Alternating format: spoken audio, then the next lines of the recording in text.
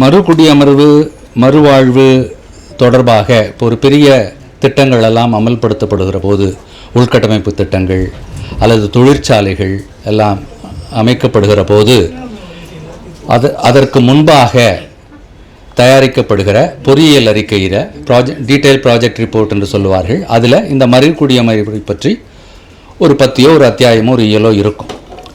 இது project displaced persons என்கிற ஒரு சொற்றொடரால் அவர்கள் விளிக்கப்படுவார்கள். அதில் என்ன நடக்கும் என்றால், இந்த திட்டம் நடைமுறைப்படுத்தப்பட்டால் இங்கே இருக்கிற இத்தனை ஆயிரம் பேர்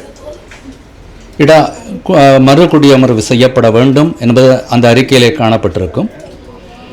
அதற்கு அந்த உள்ளாட்சி அமைப்பு எந்த இடத்திலே அவர்களை மறுகுடியமர்வு செய்ய வேண்டும் என்று சொல்லுகிறதோ அதுவும் அதிலே குறிப்பிடப்பட்டிருக்கும்.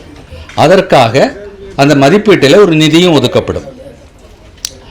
இந்த திட்டம் அமலாக்கப்படுகிற போது அந்த திட்டத்தை அமலாக்குகிற துறை அந்த நிதி ஒதுக்கியதோடு நின்று கொள்ளும். அப்போ அவர்கள் மறுகுடியமர்வு செய்யப்படுகிறார்களா, முறையாக செய்யப்படுகிறதா, அவர்களுடைய மறுவாழ்வு எப்படி இருக்கிறது என்பதை குறித்து இந்த துறை கவலைப்படாது. அதுதான் காலங்காலமாக நடந்து கொண்டிருந்தது. அப்போது இந்த 2021 அரசு வெளியிட்ட அறிக்கையிலே அந்த பிரச்சனையை பற்றி, அந்த பிரச்சனைக்கு அந்த அறிக்கை முகம் கொடுத்திருந்தது. அந்த மறுவாழ்வு எப்படி செய்யப்பட வேண்டும் என்பதும் அதில் இருந்தது. அதில் ஒரு ஒருங்கிணைப்பு குழு இருக்க வேண்டும் என்பதும் அதில் இருந்தது.